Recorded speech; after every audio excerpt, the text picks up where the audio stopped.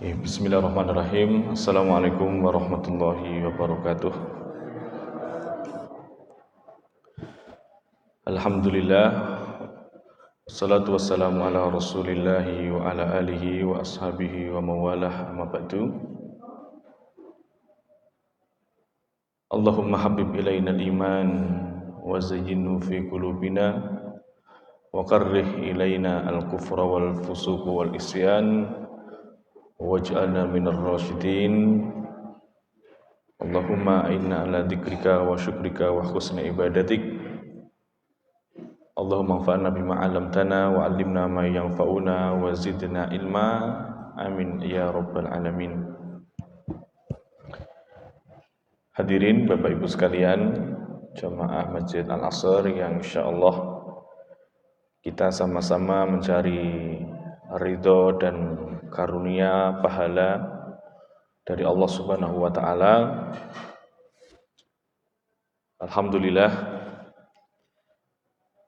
kita memasuki bulan mulia, bulan Dzulhijjah, yang mana insyaallah keutamanya luar biasa, sebagaimana yang disampaikan oleh Nabi kita sallallahu alaihi wasallam bahwa 10 hari awal di bulan Dzulhijjah merupakan hari yang dicintai oleh Allah Subhanahu wa taala. Sehingga para ulama menghasung untuk memperbanyak amal-amal soleh, amal-amal kebaikan, dan insyaallah amalannya dahsyat, luar biasa. Kita bisa membayangkan pahalanya sebagaimana yang ditanyakan oleh sahabat kepada Rasulullah, walal jihad ya Rasulullah, bagaimana dengan pahala jihad ya Rasulullah? Apakah juga tidak sebanding, tidak bisa menyamai 10 hari awal di bulan Dzulhijjah? Maka Nabi mengatakan walal jihad, jihad saja tidak bisa, illa kecuali dia berjihad dengan hartanya semuanya dan nyawanya, dan dia tidak pulang, artinya dia mati syahid. Pahalanya demikian yang disampaikan oleh Nabi kita sallallahu alaihi wasallam. Jadi enggak usah berjihad, insya Allah pahalanya seperti jihad, gitulah kurang lebih pahala yang Allah janjikan di 10 hari awal di bulan Dzulhijjah. Kalau Ramadan itu pahalanya kalau bertepatan dengan Lailatul Qadar 83 tahun ya. Tapi kalau Dzulhijjah pahalanya setara dengan jihad dengan hartanya dan nyawanya. Ini luar biasa, keutamaan yang luar biasa, dan para ulama sangat menghasungkan untuk memperbanyak amal di hari-hari ini begitu ya. Dan itu sesuai dengan para mufassir dalam menjelaskan walayalin ashr, wal fajr walayalin ashr, demi waktu fajar dan demi waktu malam yang berbilang 10. Di situ nanti para mufassir berbeda pendapat. Ada yang mengatakan yang dimaksud adalah malam 10 hari di akhir bulan Ramadan. Ada yang mengatakan 10 awal di bulan Dzulhijjah. Kalau panjenengan 10 hari terakhir di Ramadan itikaf, ini itikaf gitu. Itikaf di bulan Dzulhijjah gitu ya. Karena pahalanya luar biasa. Apa saja amalannya umum?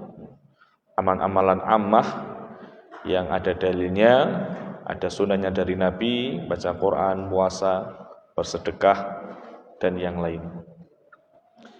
Yang kedua,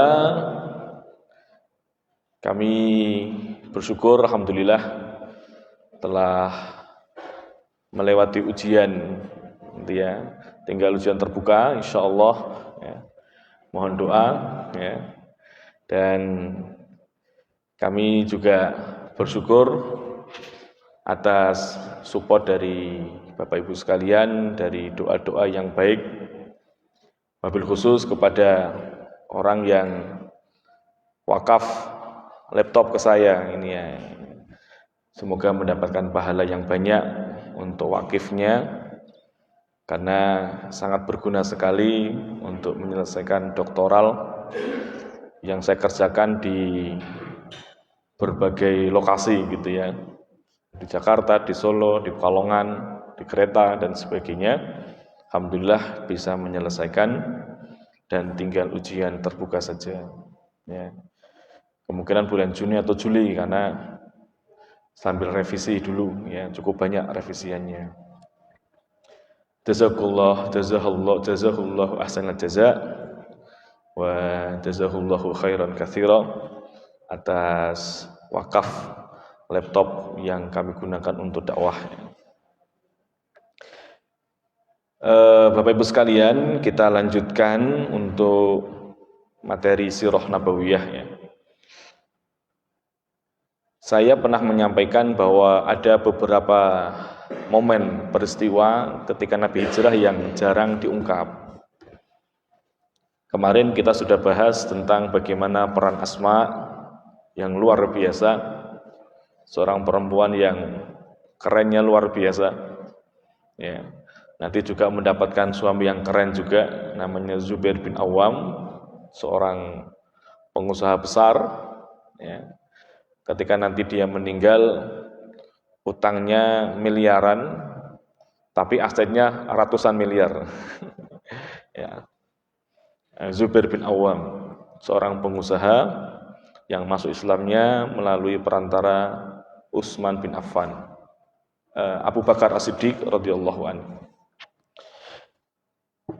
Kemudian kita juga menjelaskan Nabi SAW ketika beliau mengunjungi beberapa tempat, beliau memberikan keberkahan untuk orang yang disinggahi oleh beliau.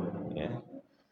Kita bisa ambil beberapa kisah kemarin, Ummu Ma'bad misalkan, kemudian ada yang pengembala, itu gembalanya didoakan Nabi yang aslinya kering, tidak memiliki air susu, kemudian ternyata melimpah air susunya setelah didoakan oleh Nabi SAW.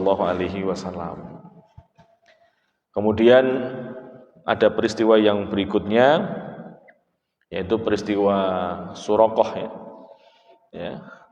Suraqah bin Malik, di mana beliau akhirnya nanti masuk Islam walaupun agak terlambat tahun 6 Hijriah, tapi dia telah membuktikan betapa lisan yang terucap dari Nabi SAW pasti terjadi dan akan terjadi ya. Dan itu dibuktikan dengan tawaran beliau, kalau dia mau masuk Islam, dia akan memakai mahkota Raja Persia atau cincin Raja Persia. Maka kalau kita, bayangan kita gitu ya, Madinah itu kan belum ada apa-apa gitu. Persia peradaban yang sudah berjalan ratusan tahun, begitu juga Romawi peradaban yang sudah berjalan ratusan tahun. Kita saja Indonesia belum genap 100 tahun masalahnya. Kita baru 81 nanti. Ini peradaban yang sudah maju, sudah berkembang, bahkan dia bisa mengalahkan Romawi kan. Nah, kira-kira ketika Nabi Muhammad mengatakan seperti itu, masuk akal enggak gitu loh. Belum punya kekuasaan, belum punya wilayah, tapi bicaranya nanti dia akan mendapatkan mahkota dan cincin dari Raja Persia, memakai maksud saya. Ini kira masuk akal nggak gitu ya? Itu kalau orang yang kemudian tidak yakin dengan bisyarah, dengan nubuat yang disampaikan oleh Nabi, Muhammad ini ngomong kosong misalkan, Muhammad ini ngawur, ya, ngomongnya nggak jelas gitu ya. Karena Madinah belum ada saat itu kan, baru Yathrib. Tapi kalau kita bicara kekuatan Mekah saja dibandingkan dengan dua kekuatan besar Romawi dan Persia kan nggak ada apa-apanya begitu ya. Tapi begitulah keyakinan bahwa Islam akan jaya, akan berkembang, bahkan nanti akan mengalahkan Romawi dan Persia. Dan itu yang terus dipupuk, disemangati para sahabat oleh Rasulullah SAW. Dan benar, ketika di khilafahnya Umar bin Khattab, kelak kaum muslimin menaklukkan Persia dan Suraqah termasuk pasukan yang menaklukkan Persia. Dan saat itu dia bisa menggunakan mahkota yang jatuh dan kemudian dia teringat dengan perkataan Nabi SAW 7 tahun yang lalu, ya, bahwa dia akan menggunakan ini yang saat itu nggak terbayangkan begitu ya. 14 tahun yang lalu gitu ya berarti. Ya, luar biasa. Nah, kemudian saya akan mengangkat beberapa kisah yang lain. Kisah ini sudah mendekati perjalanan Nabi ke Madinah. Saya suka membahas yang detail-detail seperti ini supaya Nabi itu ikonik sekali gitu ya. Jadi secara personal, secara karakter itu, Nabi itu kerennya luar biasa. Ya, Nabi itu istilahnya tidak abai dalam perjalanan. Beliau ketika ada sesuatu yang mengganjal, sesuatu yang